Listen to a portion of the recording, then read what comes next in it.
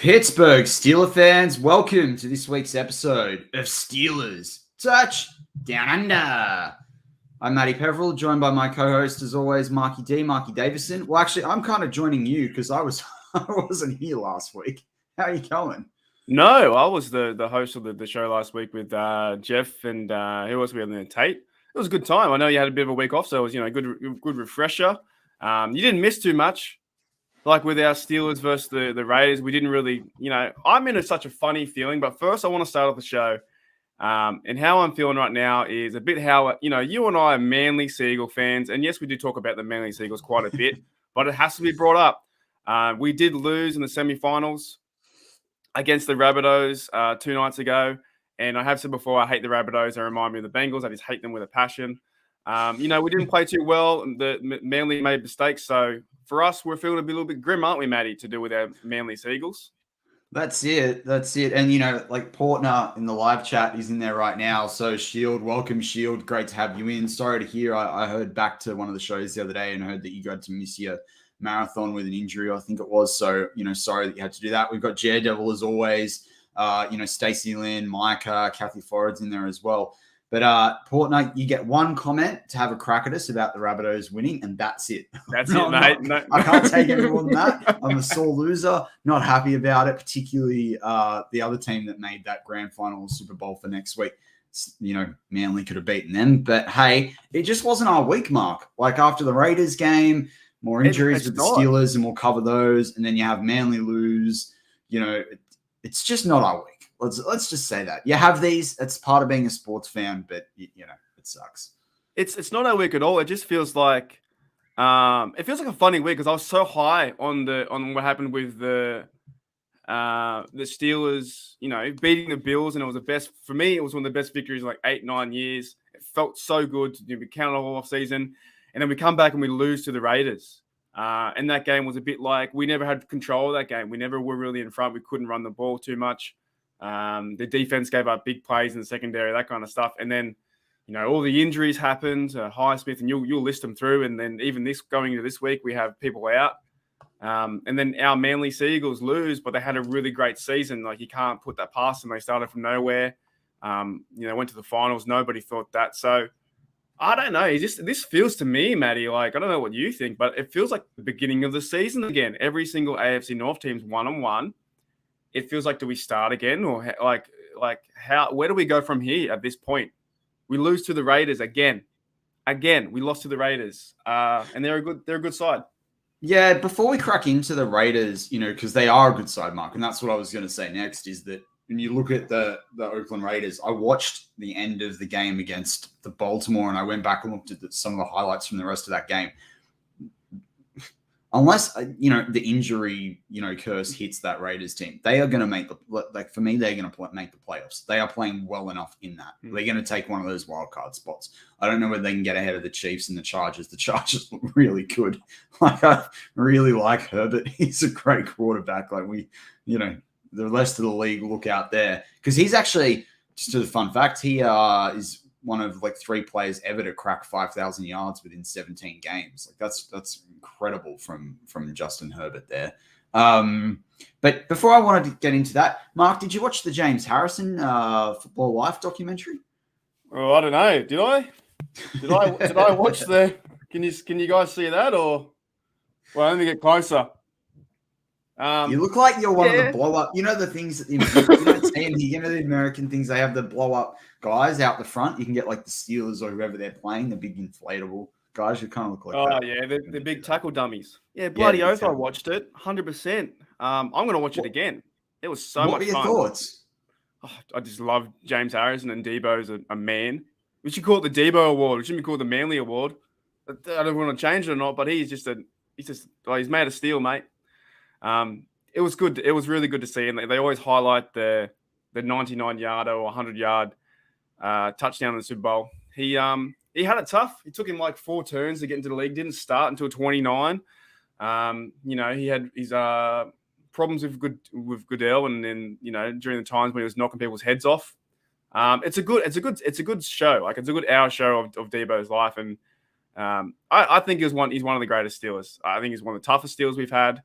Yes, he had his problems. Yes, he went to, the Bengals or he went to the Patriots. But the man's got to get paid, and he wanted to play the game. He didn't want to sit on the bench, so he wanted to get paid. Yeah, I felt interesting. Like I felt two things for me out of that, right?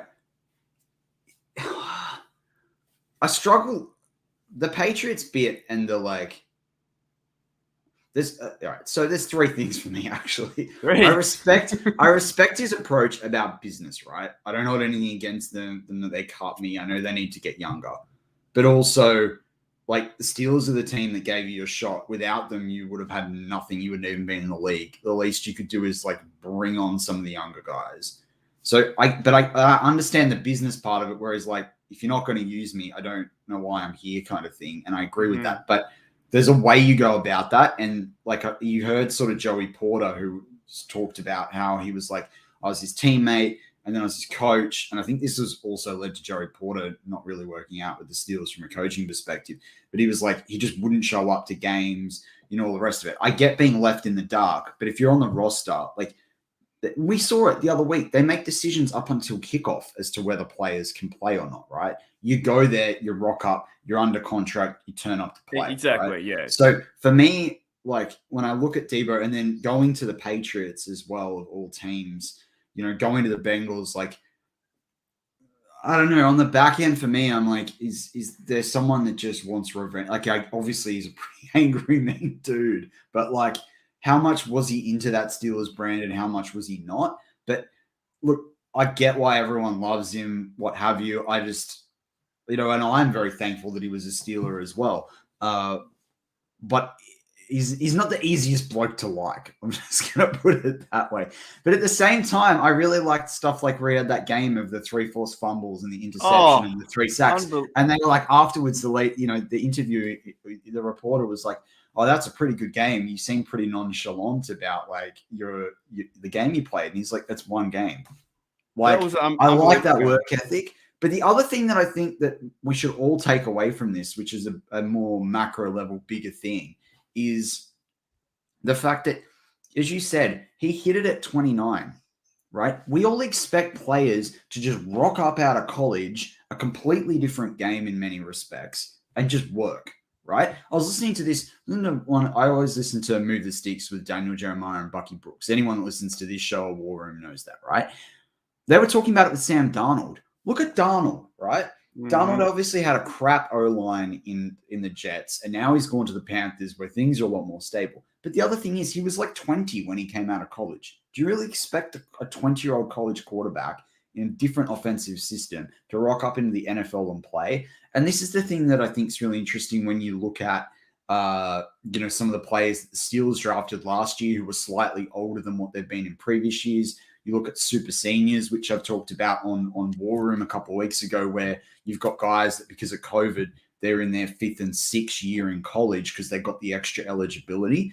You got to give guys time to develop. It took Bud Dupree 5 years to develop, right? Like, even Minka, for as good as he is, his first season, he wasn't perfect, right? Devin Bush, his first year, did well, but he wasn't, necessarily the best player in the world. Look at Joe Hayden, what he did, early on, and then he went into a bit of a lull in the Browns, and then he's come back. So for me, I just took the thing that I took away from that is sometimes you got to give players a chance, to develop.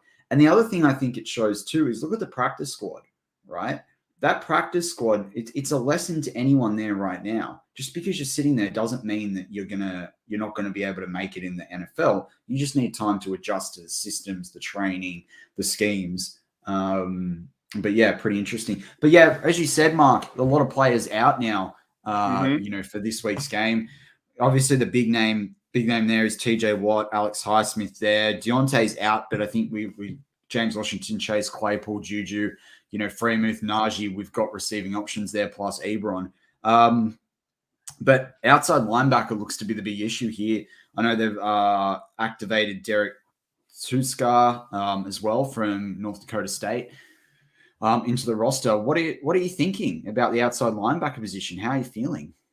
Derek who? Derek Tuska, I think his name is. Never heard of the guy. Yeah, I think we're in a bit of trouble, to be honest. Alex Highsmith and TJ Watt are out. And even in the key point, I'll get back to this in a second, but the key point with Deontay being out, and they shouldn't have ran him out in the field with the last 20 seconds to go, it caused an injury. And what are they going to do? 9 points down, they're going to win in the last 20 seconds, and he gets injured from that play. Silly, very silly play to get one of your top receivers injured. But yeah, Highsmith and TJ Watt out. Oh boy, this is going to be an interesting game. If It's those a two Melvin Ingram show, man. He's playing well. He is playing. Yes, he is playing well, but we need some leaders to get behind him. And who's going to be on the other side? It's going to be Jameer Jones, and he hasn't been tested in the NFL just yet. But you have a good, I guess a good quarterback to chase like Burrow too. So, we always say standard is standard and next man up mentality, which it really is. But missing TJ Watt and Alex Highsmith. Oh boy, what do you reckon of that? Like, that's pretty heavy. Well, I want to bring up Donald Nolan. Yeah, I haven't got to Cody White being elevated yet, but I appreciate you pointing that one out. Yeah, I mean, with those guys out, it's pretty interesting. And like, look, everyone's high on Jameer Jones, right? And everyone's happy to have a crack at me for loving Quincy Roche and being upset that Quincy Roche didn't make it. Jameer Jones, step up to the plate, buddy. You won that Isaac Redmond award. Like, this is time to shine, right? This is like, hey, we just talked about James Harrison, right? Now, obviously, it wasn't his rookie year, but he he was injured. Like, he came in after guys got injured. Big Ben did the same thing. I know Jameer Jones isn't necessarily the quality of those guys. Well, Jameer Jones was undrafted just as much as Harrison was undrafted. Show up, come up and play. The problem for me, bigger in this, is you could absorb the loss of Highsmith and Watt if you had Tuitt available. Not having Tuitt and not having Alualu, exactly. Suddenly the strength of this defense, when you think about the questions in the secondary, now it's like, this could be anyone's game, right? This could be anyone's game. And it is definitely time to step up. Well, there's like I said, no Alualu, man. That's up the middle. How do we have 3 big injuries already, and it's only week 3? What is happening to this NFL league? There's so many injuries around the NFL. It's crazy. Like, it's just like, how do we not have TJ Watt into game 3? But because he's pulled his groin. But this is the thing as well. And I mean, these groin injuries, I was messaging with Owen David, who's in the live chat on Twitter during the week. And, when you look at some of the injuries they've got right now, like you've got some Achilles injuries, you've got some groin injuries, you've got some abdomen injuries. Something's changed in their training. Now, I know injuries are just part and parcel of the game, but you look at these are all often quite functional injuries. And having had like literally a lot of these, thankfully not the Achilles. And I wonder what they're doing on a training and plyometric side and all the rest of it. So that's going to be interesting to see as the season develops. But it also goes back to what a lot of people have said throughout the background to this season is, yes, we've got the top strength of schedule, in the AFC North, but injuries change games. You don't know who's like week to week, you have key players out. It's a big difference. Like, the Browns, Landry's out now for a long time. Beckham's is rumored to be making his debut. They're 2 key wide receivers, for the Browns. These injuries are going to change the game week to week. But when I go back to the Steelers and players stepping up as well, the fan in me sits there and goes, okay, cool. If we've got these guys out, are we going to see, from a pass rush perspective, will there be certain packages where Devin Bush is rushing the quarterback? Are there packages where Joe Schobert's doing that? Can Joe Schobert step into an outside linebacker on some particular schemes? Could what's Buddy Johnson going to do? Who have they going to get coming off the, into the box from the safety position? Are we going to see Terrell Edmonds, crash the quarterback a little bit more? Like, this is the thing. We talk about how good Keith Butler is as an outside linebacker coach, and then now obviously he's the defensive coordinator. I'm interested to see what they throw up. Like, this could be total wild card, like Swiss Army knife kind of approach to the rush and going up against the Bengals. But equally, we know that I think it was against the Bills, there were 2 blitzes run all game. Yeah. Now, obviously they had Alualu in there, right? And they had TJ Watt. But I wonder, like, the power of this Steelers defense. I mean, look for Cam Hayward, man. Like Cam Hayward is gonna go nuts in this game. I hope so. I Cam's our leader of this Steelers defense, and it's unknown territory of what's going to happen in the next few days. That's why I think it's been a really funny week because we found out this morning that TJ Watt was out and then some of these other players, and that's why I just find it. You don't think to see that these injuries will happen so early into the season, and now, but this week with the Bengals, maybe they're an easier side than the Raiders because the Raiders always have our ticket. They always have our number every single year. Or every single time we play them, they beat us. So, and we haven't lost back-to-back games in, I think, like 3 years at home. So this is one for me. If they lose this game, and I know we might do our predictions later, but if they lose this game, I think we're in some big trouble. All right, all right. I'm going to take you on that one though. Like, yeah, it's going to be a problem. Like, even I said it in War Room. Like, this week you got to win. You got to win this game. But think about our Manly boys, right? Think about our Manly boys. Mm-hmm. They lost the first 4 games of the season. Now it's a 25-game season, so it's a bit different, right? But they lost. For everyone's background, they lost like by 40+ points week 1 of the season, right? It was not looking good. The injuries, the works. They made it to what basically is the AFC Championship game, right? They came back and they did it. And so this is the thing. We've got 17 games. We've got time to get it right. Even when the bye is situated where it is, we could come out of the bye really strong. And this record, the Steelers' playoff hopes lie in those last 6 games of the season, right? So, it's how you perform in those ones. But, yeah, the alarm bells will be ringing if they can't get up this week. I knew you were going to say that because we went through the schedule, 2 weeks ago. And, I think you have to win these games early to have a better chance later on because there are harder games. But in saying that, the Bills lost first week and then the next week they won 35-0. So who can really pick it? Like, honestly, who can really pick what's going on at the moment? The Rodgers loses in the week 1 Green Bay and then he wins next week. The Saints win. Beat Green Bay and then lose to whoever they lost to, the Panthers. So, and Sam Darnold, the thing about this, Sam Darnold is 3-0. Like, this is he's a good quarterback, mate. He's a good quarterback. He's good, but Sam Darnold, mate, it's alternate universe at the moment with some of these teams. All the AFC North is 1-1-1. So, I think I'm going to say the Panthers. The Panthers are a good team. They got a really fast deep. What Matt Rule is doing over there. They'll be in a Super Bowl in the next 2 seasons. But they beat lesser teams, and like the Texans were playing okay. And then they lost Tyrod Taylor, and then you start the rookie quarterback. So the NFL at the moment is trying to work itself out. I think that what the Steelers are going through now with the injuries is like we had, I don't know. Maybe I'm too hyped up from the Bills win. And then a little bit let down from the Raiders. I don't know where I sit. I don't know what boat I'm sitting in.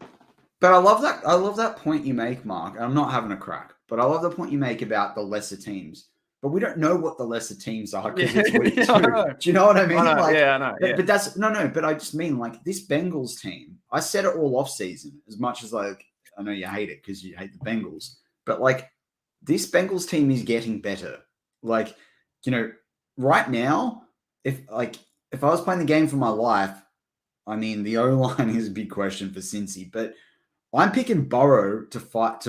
If I'm playing a game to get me into heaven or hell, I tell you what, I'm picking Burrow over Mayfield, right? And I'm picking it with his wide receivers over what the Browns have every day of the week. Like this team can score points. And when I look at, if you're going to be able to get into the Super Bowl, you got to score 30 points. And I want to go back to last week's game.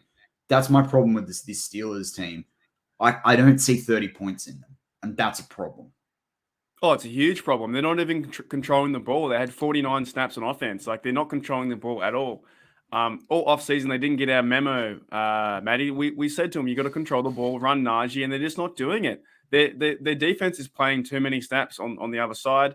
I do appreciate, like, the Bengals are a solid team. It shows you how good the AFC North is. They can beat us next week. I just really hope they don't because I think we're in a bit of trouble. But it's an interesting matchup for them to come into our house, and if we could be on the bottom of the barrel here on the AFC North if everyone wins and we don't. Well, yeah, and this is the reality check. But I mean, like when you're 24th in the league for points that you've scored and 28th for yardage.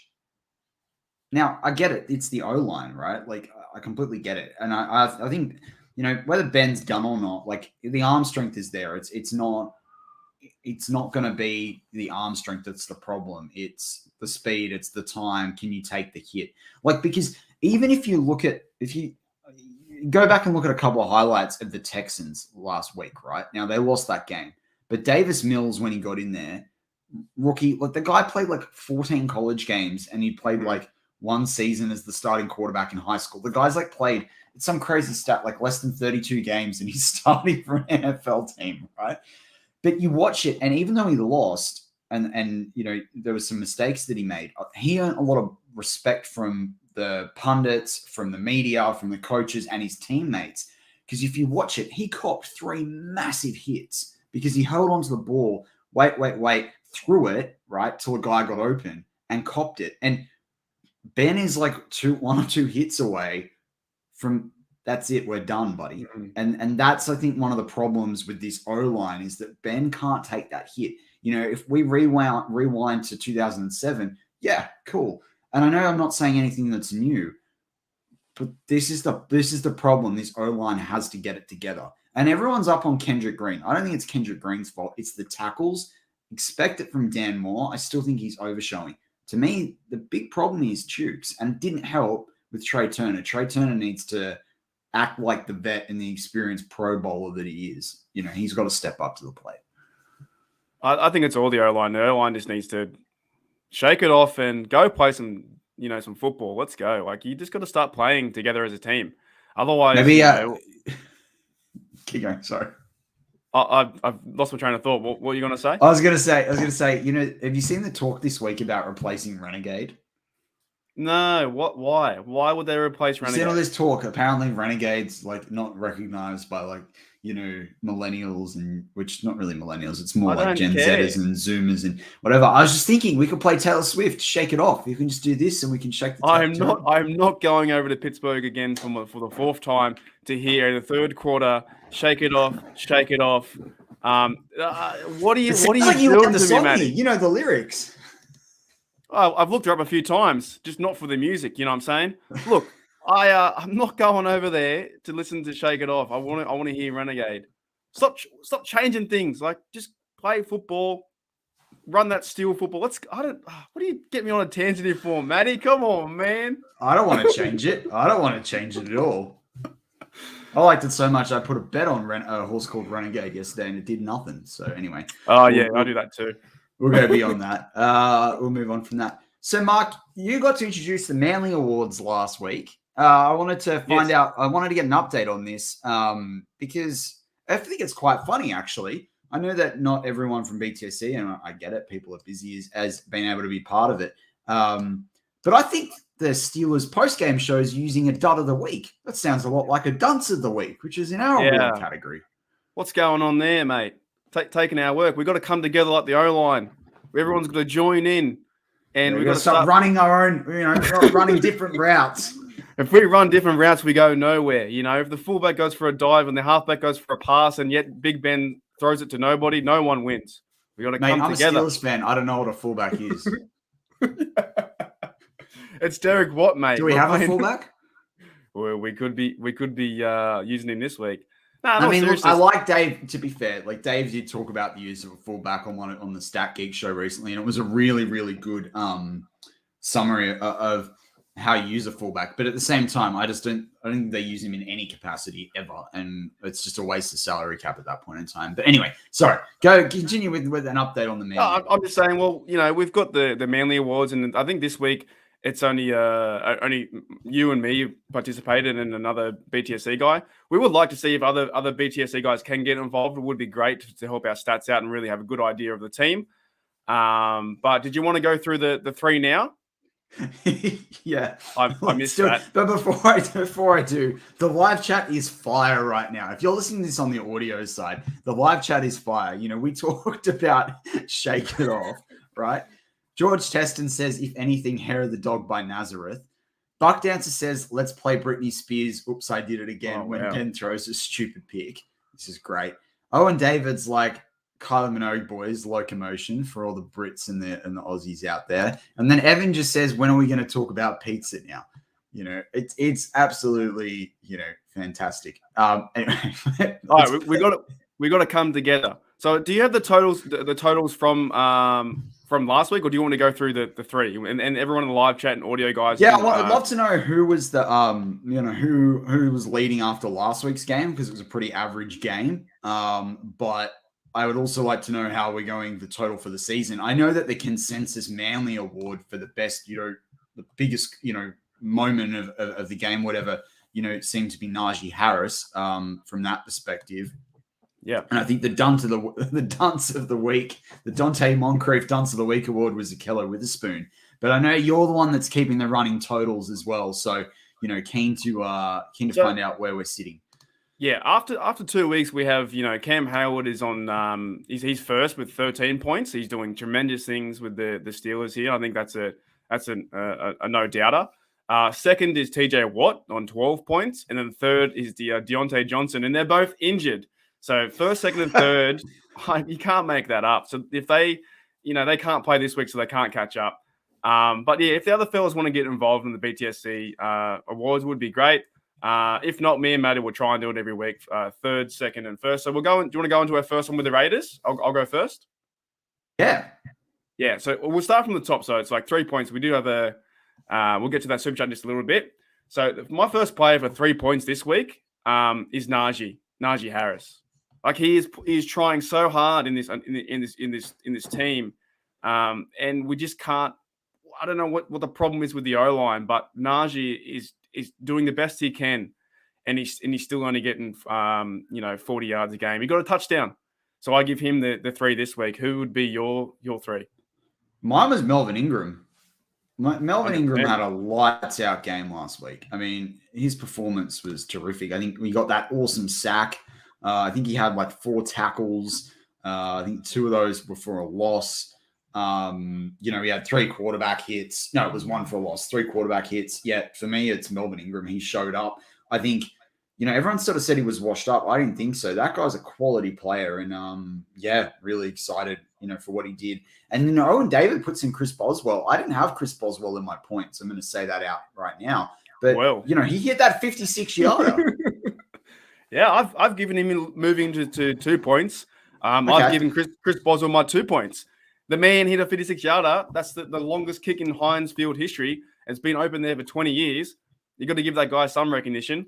I think he's playing really well. And knock on wood, we want him to keep going further. You can't knock one over for a record and not give any form of accomplishment there. So I think he's doing really good stuff with our Steelers, and we need him in these close games coming up. That's it. Who's your 2? My 2 was Pat Freiermuth. Right. I know I'm really high on Freiermuth, like I was Highsmith last year, but like 4 receptions, 4 targets, 36 yards. Loved it. I know that doesn't sound like it's a great stat line, but if we've got a tight end contributing 40 to 50 yards each week and he's getting to that level and beyond, perfect for me. I mean, that just takes pressure off with other players. I love it. You can't, his hands are really, really good right now. I don't want to put the jinx on him or put him in, give him the yips or anything like that. But it's for me, Freiermuth's showing the quality of why he would have been the best tight end in this draft, right? And he would have gone in the first round if Kyle Pitts wasn't in this draft. Kyle Pitts is a tremendous athlete. He's a Waller type guy. But Pat Freiermuth, I mean, he's fantastic.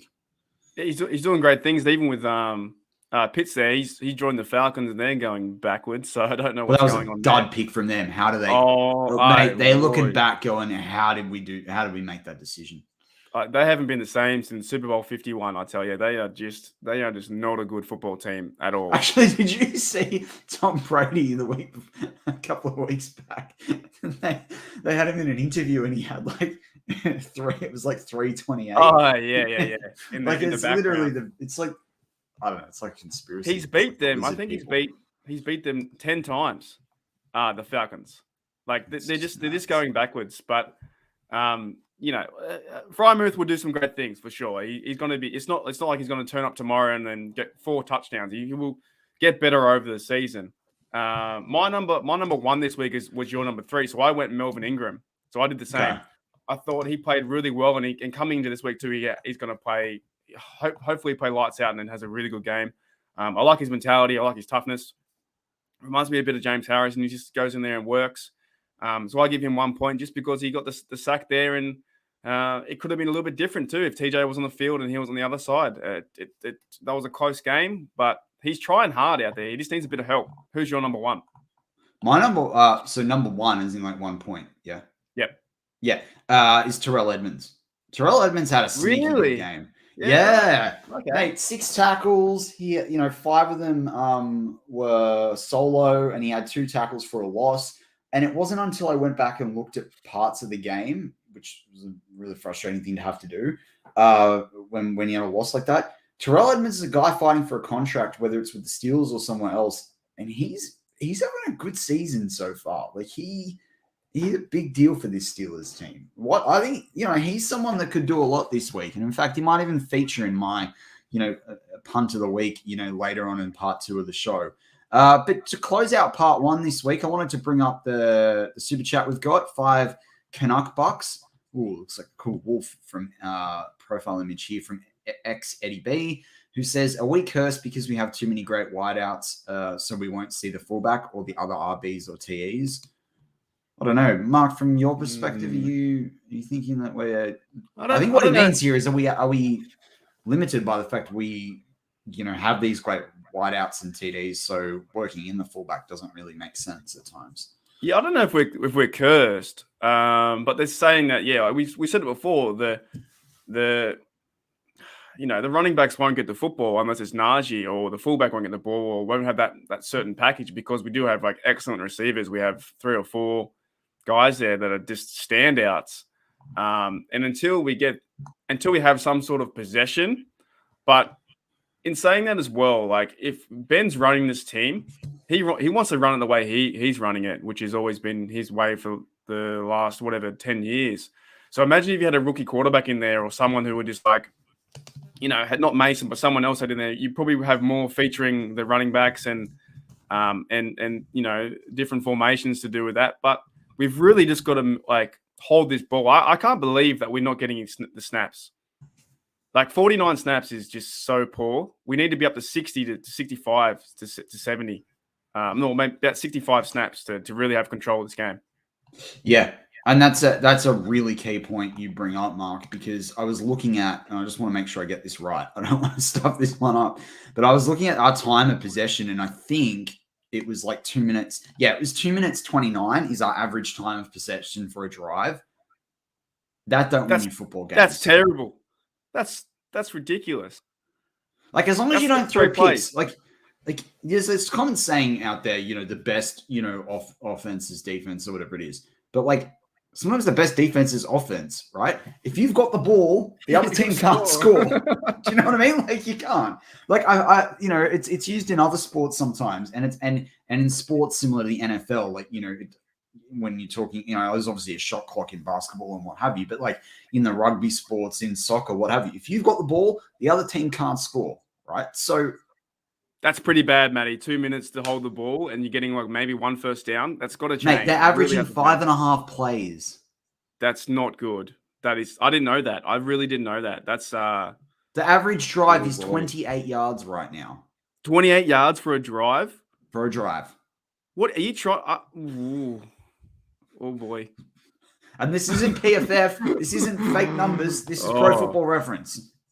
Well, that's interesting, isn't it? I mean, penalties factor in. They've had 10 penalties for 75 yards. We're moving the ball 24 yards. Can we get a part 2? And I'm going to rant about that. I'm going to have to do something about that. This has been a long part 1. But with that wraps up part 1 of this week's Steelers Touchdown Under. I'm Matt Peverell. This is my co-host, Mark Davison. If you're on the audio side, please flick over to part 2. We're going to talk, obviously, Sling and the Slang as always. We're going to talk about things to watch out for in this game against Cincy. And then, of course, we're going to take live audience Q&A, which we always love to do.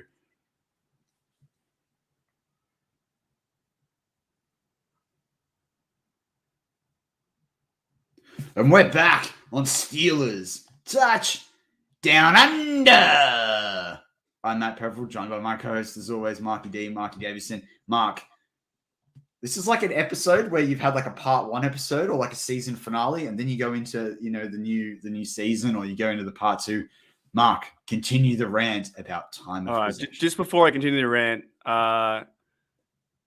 70 says here, Aussie and Mark D, what type of internet do you use? Because the podcasts are great.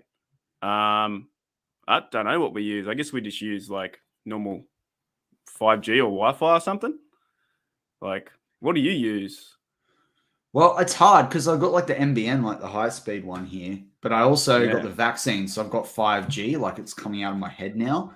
Yeah, so, you're like a robot. I'm like a robot. So, yeah, it might be what he might be referring to is potentially the quality, because we've got pretty decent microphones, I don't know. So that might be what the Well, okay, look, we're going to get into Sling and the Slang, but let's start again. What did you say? How long was it? A 2-minute drive?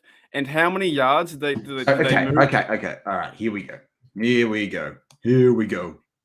No, I can't do the music. This is terrible. I don't want to put the music to this poor performance. All right. So the average start is on our own 25.9 yard line, and the average time of possession is 2.29. And the average plays are 5.48, so 5.5. This is per drive, 28 yards and 1.57, so 1.6 points per drive. Wait. So 5 plays and average yards for every 5.5 plays. 5.5 plays. Whatever. 5.5, and every drive is 28 yards. Yeah. That's killer brew. That's killing us. What is happening? Why? That's a joke. Like, now I'm really fired up. We have to move. If we don't move this football, I know it's cliche on versus the Bengals coming up and getting rhythm. It's been how many quarters? 8 quarters now. There is some real problems. If you can't win football games if you don't move the sticks forward, and that 5 plays is not good. I reckon we're probably last. If you're moving that ball 28 yards, the defense needs to get the turnover in their part of the field, and we're not getting turnovers. We're getting forced fumbles. We're not getting interceptions. Maybe that's a big reason why we lost last week against the Raiders. You have to move that ball. You can't continually sit on the sidelines. And we know this offense can do it with Frymouth, with the receivers, with Najee. The blocking guys need to step up. 28 yards is not going to get you anywhere in the NFL. You need to be at least moving at 40, 50 yards to have a chance to maybe go for it on 4th and 1, which they didn't do. He's here. Okay, so this is going to get you, right? And this is the things that we should look out for. And I don't think anyone's spoken about this, right? So that's time of possession is 29th out of 32 teams in the league. The plays is 24th. The yardage is 26, and the point is 26, right? Now, right? Look at Denver. This Denver team, who I'm going to call them similar to the Steelers, right? In that they've got some great wide receivers. Their defense is really good, right? Their quarterback, yeah, he's not as good as Big Ben, but they've got a game manager and a quarterback, right? They're a team known for their defense. They were like, as long as they don't do anything silly with the ball, even though they don't have the best offensive line, I think they've got a better line than the Steelers at this point, right? They've got someone, not as good a quarterback sitting back there, but he can be a game manager. As long as you can manage it and limit the other team to points, you can do things. They've got a great tight end as well in Noah Fant. They've got some electric running backs as well in Melvin Gordon and Javonte Williams, just like we have Najee Harris. So very similar teams, right? Denver, 2-0, right? Their average time of possession is 3 minutes and 54 seconds, so almost 4 minutes. That's ranked 2nd in the league. Their plays are 7.26. That's ranked 3rd in the league. Their yardage is 43 yards. That's ranked 3rd in the league. And their points, they're 8th in the league with 2.63 points. If the Steelers can't hit these numbers for Denver, like that Denver are hitting, good luck. There could be more because they're getting the first down. They might be scoring from the 40-yard line or 30-yard line. So it ends the drive. They're moving the football. That to me is crazy. Like, it's like the Steelers, like you cannot just have an average of 28 yards and expect to win the game. You can't rely everything on the defense. And maybe it's been happening for the last few years. I'm just very thrown out that that's a stat, but it's what the reality is, and we have to start fresh, and we really have to put it to the Bengals. It's not a get right game, but it's all right. It's like, if we lose this game, then we're in a bit of a sticky wicket. That's not my slang, by the way, but that's still something we say down here. We're in a bit of trouble. I'm gonna bring up the electric plugs in the in the slang, but we're gonna get there in just a second. But we've got a super chat from Connor Eddy, $2 in the tip jar. Stephen A mentioned signing Cam Newton. Thoughts? Nah. I'm okay. I do trust our organization with Ben and the backups with Mason and Haskins. I don't think you need to bring in another problem if you already have quote unquote 3 problems or 3 ideas already. Just leave it be. Just let it sit there. It's just talk. I don't think that will happen. Well, also, I don't know. Like, if we're going to spend money, get a better cornerback than Akello Witherspoon, but before that, get someone on the O-line or make a trade even if you've got to absorb some salary cap. Like, don't spend it on Cam. Cam is, look at Cam at his age with his injuries. Even though he can run around, he ain't running around behind that O-line. Look at Najee. Najee's having to make 4 people miss to get like 1 yard. Cam Newton is going to be in the fucking end. Oh, you did it. He said it already. There we go, ladies and gentlemen. Steelers. BTSC, we have 1 year ago, and then a first F-bomb dropped. That's terrible. I didn't actually finish the word, to be fair, but he's going to end up back in the end zone. But you can't bring him in anyway. I don't think. I'm not saying he's done, but I just don't think he would fit this game. I really don't think he would fit anything to do with the Steelers. I think you've got to go with Ben, see what happens, but I don't think Cam comes in. I just think it's a lot of talk, which that's all we do is talk football. I just don't see it happening. Do you want me to go into? I'm going to go. You know what? I will. Let's start slinging the slang because I think. Let's do slinging the slang. But you got to do the intro. I want you to do the intro. I always have to do the intro to slinging the slang. I need to wash out my mouth with soap. Just like Big Ben slings the rock, we like to sling the slang. Okay, now with a bit more passion. I'm thinking what you say, and we tried not to swear because swearing is bad. I'm only joking. All right, let's go and sling the slang. Look. This week, and it really fits because I love this word, and it fits what you just did. The old tripped over a stump there, and it hit your toe on the corner of a desk. My word is hooly dooly. Now I used to say this word. I love this word. This word. If you ever meet me in person and we go to a game, Matty or in the live chat, whoever's around the world and meets me, we have a beer and something bad happens. Like if you can't swear. I say hooly dooly. Like that to me means it's a safe way of saying something bad happens or crazy. Like I love it. Like I we had an earthquake in Melbourne the other day, down south. Hooly dooly. What, an earthquake? Like that doesn't happen. So it's like a surprise thing, and I used to say it all the time when I work because I'm a bogan, but I can't do your justice, Matty. I can't do the Big Ben slings a rock and something. It's where you didn't listen to the show each week. You like? So, Donald Nolan says punishment for swearing 3 weeks in Tasmania.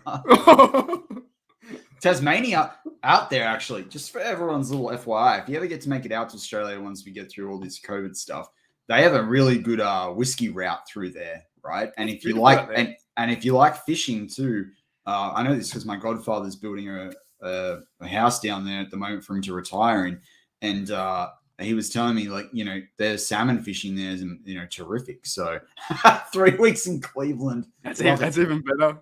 I love that. I think earlier as well, before I get into my word, I think there was a question around: do we have different electrical plugs? Yeah, we do. We have it's a 3-prong one. So, and they're kind of on diagonals and stuff.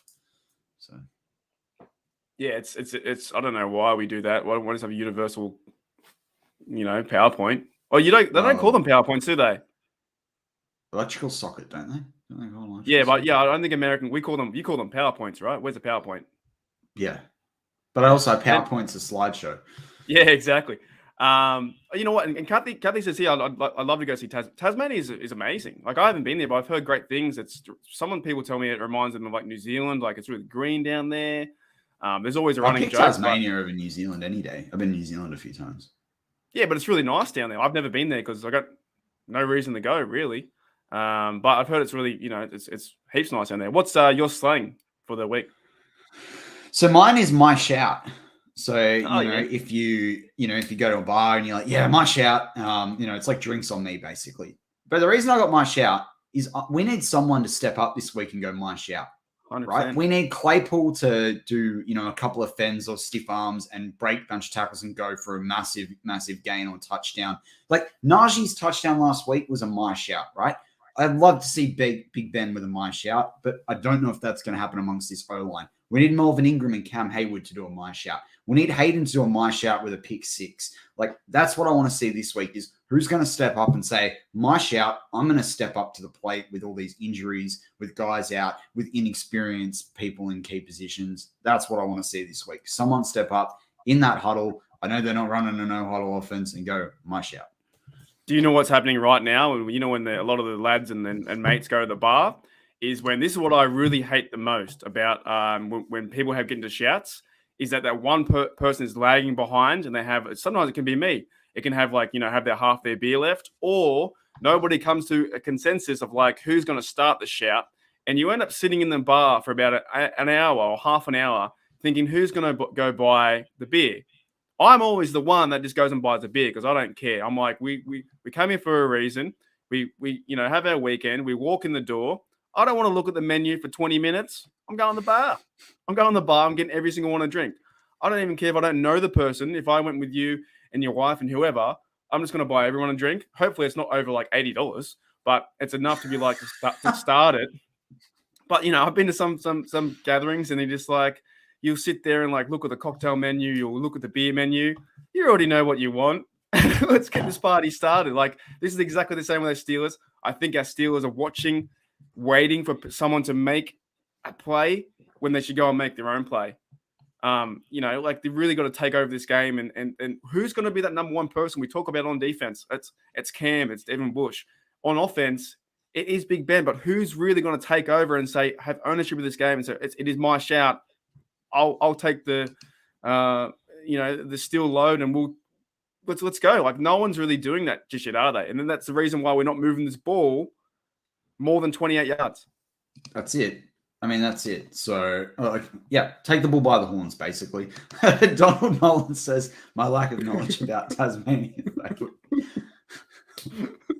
Oh, that's great. Oh, if you'd said send you to Perth, now that would have been a penalty. I'm lack of knowledge too. I don't know too much about Tasmania. I just know it looks green down there. So me and Donald Nolan are pretty much the same. But you make a good point, Matty. Someone has to step up. This is I can't continue to watch the Steelers. Yeah, and I don't mean to interrupt you there. This is what I like. You look at the Bills game.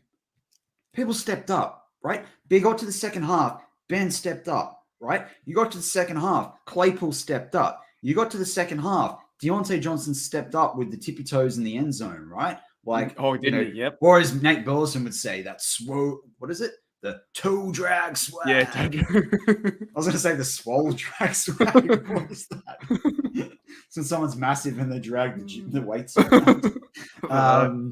But yeah, we need someone to step up, right? And who's that going to be this week? That's what it's got to be, because that's what I didn't see last week. No one took ownership. In fact, it went the other way, right? No one took ownership. When TJ Watt couldn't come back into the game, right? No one took ownership. When Trey Turner didn't take ownership by letting something get the better of him, right? And can I say one thing on that? I do not condone any violence, but he would have done better to have a swing than he would have to do what he did in retaliation. Well, right? he's part of my. This is the interesting thing. Well, he's my dunce. I think we're all over the shop like we are as Steelers. We didn't do our Manly Award just yet, but we will. But we did do our Manly Award. I said you got the Manly Award. I went in, or mine was Najee. We didn't do the dunce though. My dunce was I did. I said the dunce was a Kelly with a spoon. Oh, we weren't doing them individually because I was going to call Turner out. Sorry. He's my dunce. 100%. You can't do what he did. That's ridiculous. You can't spit on a man.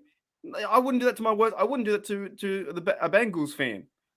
I would tell them the wrong direction if they wanted to go somewhere, but I wouldn't spit on them. If I'll tell them. I wouldn't tell them. What's good for lunch, but I would not spit on the person. He needs to be. I don't know, dude. He needs to be shaken and say, mate, that's not a Steeler thing. As soon as I saw Trey Turner do that, I was a bit disheartened. I'm like, what are you doing? What are you doing to our franchise? We don't do that. We don't spit on people. No, we don't. No. So moving to a final quick wrap up before we get to some Q&A. Looking forward to the game in less than 24 hours time. Mark, quick fire. 2 things to look out for from the Steelers in this game, or 2 things that need to happen. And then I want to hear 2 things that, the Steelers need to either take care of when it comes to Cincy, or, 2 things that we need to be really careful of that they might produce. You know what? I'm going to change my train of thought. I reckon this week, Big Ben has got to really step up and take ownership of this offense and really get his fellas to buy in. And they're all so talented. This is the crazy problem. Everyone on that offense is so talented. And even the O-lines are talented individually. The running game and the receivers. Big Ben, you got to do it, mate. This is the year that you're representing our Steelers. You're not just representing yourself. And I love Big Ben. I do. I've been a massive fan for ages. But this is the moment where the rubber meets the road, or one of those sayings. Yeah, rubber hits the road. You've got to turn up, and you've got to get us in a position to win. And you can't keep going to the post game saying, "Oh, we tried hard. We'll do this better next time. We understand where we were lost." No, that doesn't cut it anymore. It really doesn't cut it.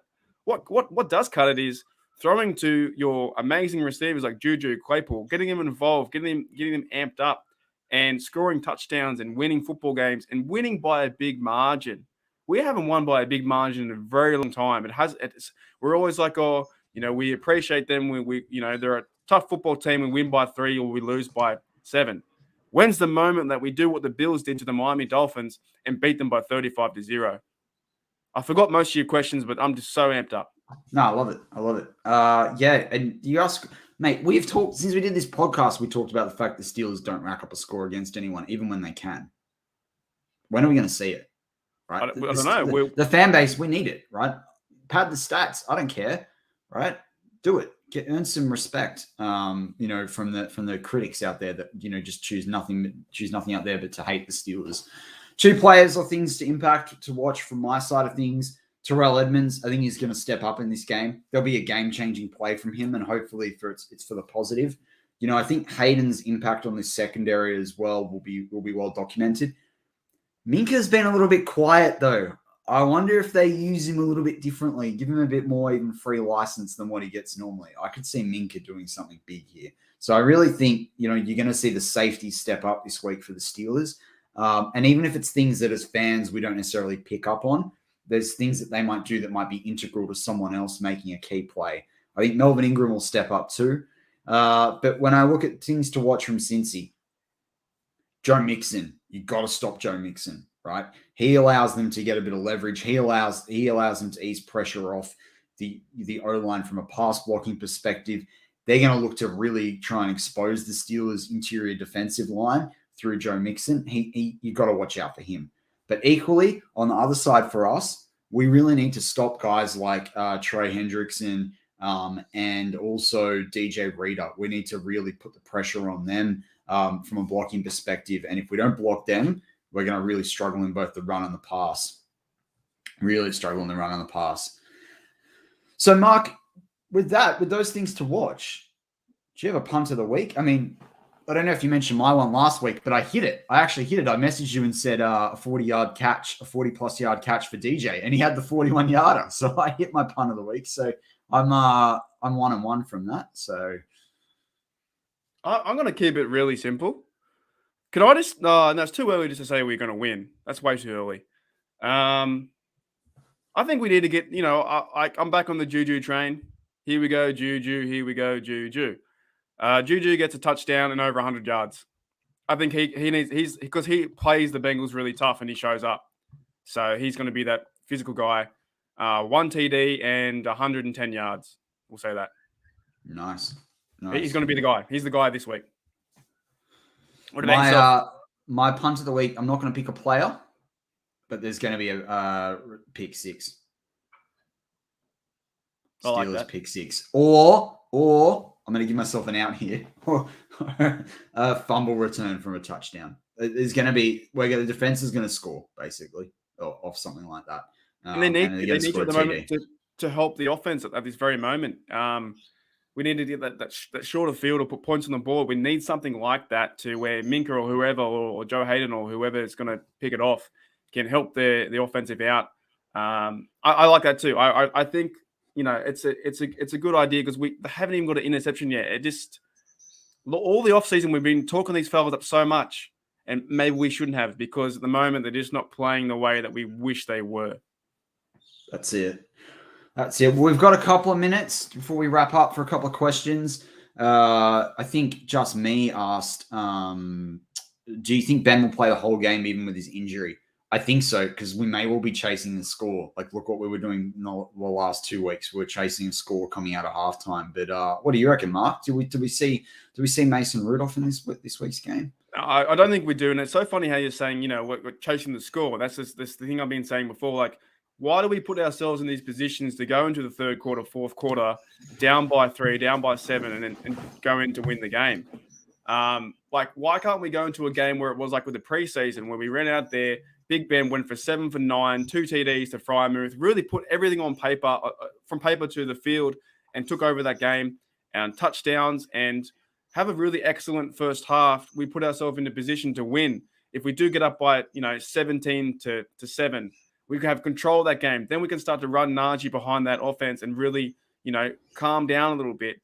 But it always seems to be in the last few years, we're just chasing. Even in the Colts game, we're chasing back to win. And you can't keep doing that. Like that stat where it's like most fourth quarter comebacks, that's a great stat because at one stage you were losing. Like, I think Stafford has the most of them, but that means he was losing the whole game. Oh boy. I just really wish we can settle down a bit, start to put points on the board, and our defense can show up, and we can really have a go this week. That's it. Ryan O'Toole says with TJ out and Highsmith, who gets the first sack? I'm torn between Ingram and Hayward. Oh, I think it's going to be Ingram though. Hayward's going to have some tackles for a loss and some QB hits, but yeah, I think it's Ingram. His spin move is so good.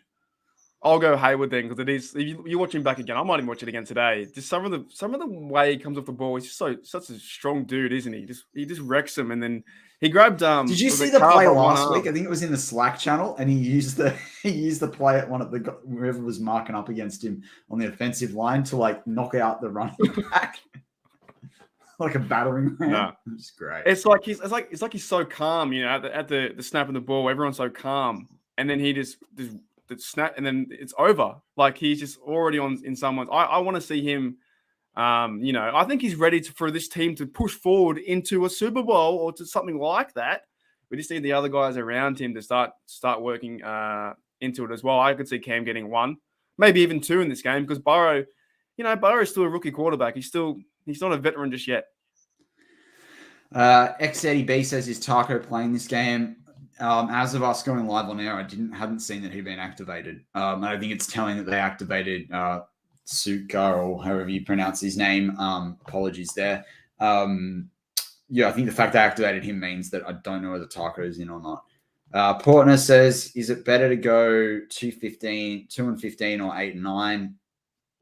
You're gonna okay, yes, you could argue 2-15 and get the high draft pick, but I don't I want to go plus 500. I don't want either of these. It's not, neither. I don't watch games I don't watch games to make sure they lose. I don't get up at 3 and 4 a.m. to watch them lose. Exactly.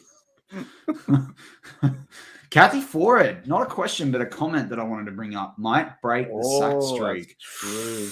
That is interesting you say that, Kathy, because when Ryan asked that question, I sort of sat there and went, imagine if there's all these quarterback hits and forced fumbles, there's not a sack.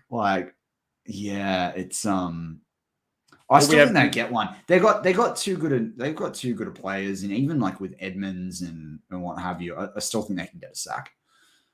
Well, what about we have no Alualu? Do we? We only have Cam. We have no. Is Tuitt still out? Tuitt's still out, isn't he? Yeah. But even Norwood got really close to a sack last week, right? So yeah, so scheme wise, they might bring someone down to the box, and I don't have an issue. The Steelers will find a way to get a sack. Yeah. Did you know? Before we end the show, I wanted to bring this up too. That this is the first time in history that I saw that Joey Bungle threw 3 interceptions from 3 passes in a row. Did you know that?